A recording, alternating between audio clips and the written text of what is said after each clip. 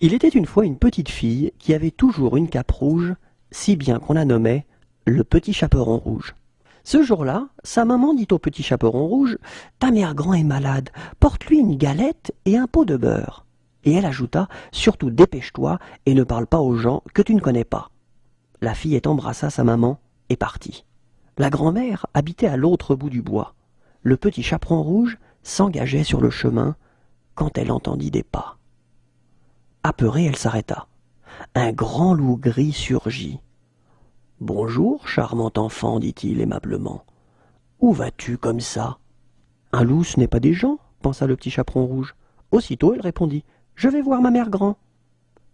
«Je connais un raccourci», proposa le loup. «Passe donc par là.» La fillette, ravie de cette idée, fit ce que le loup disait. Le petit chaperon rouge partit en pensant: «Il est gentil ce loup, je vais avoir le temps de faire un bouquet pour mère grand.» Les animaux de la forêt, eux, étaient inquiets. Si le loup ne croquait pas la fillette, c'est qu'il devait avoir une idée en tête. En effet, le loup avait déjà traversé le bois et frappé à la porte de la mère grand. Celle-ci demanda: «Qui est là?» Le loup répondit d'une douce voix: «C'est le petit chaperon rouge, je t'apporte à goûter.» La vieille dame lui dit d'entrer. Mal lui en prit, car le loup affamé n'en fit qu'une bouchée.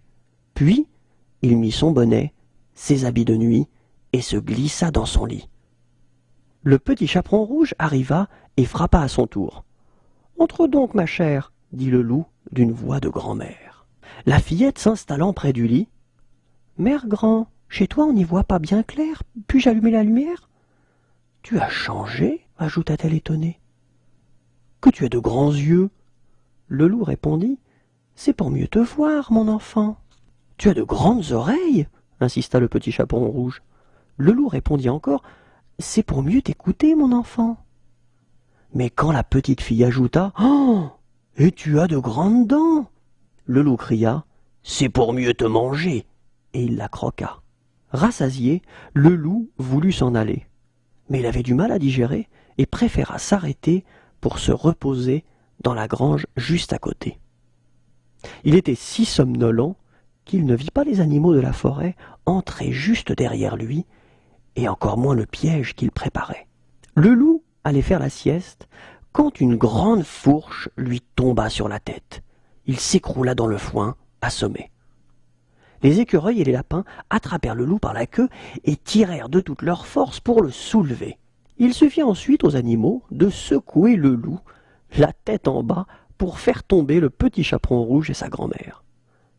Car le loup gourmand les avait gobées tout entières, sans même mâcher. C'est à peine si le jupon de la mère grand était chiffonné. Le petit chaperon rouge remercia ses amis et promit que désormais elle écouterait les bons conseils de sa maman. Le loup sortit de son évanouissement. Tous se moquèrent de lui.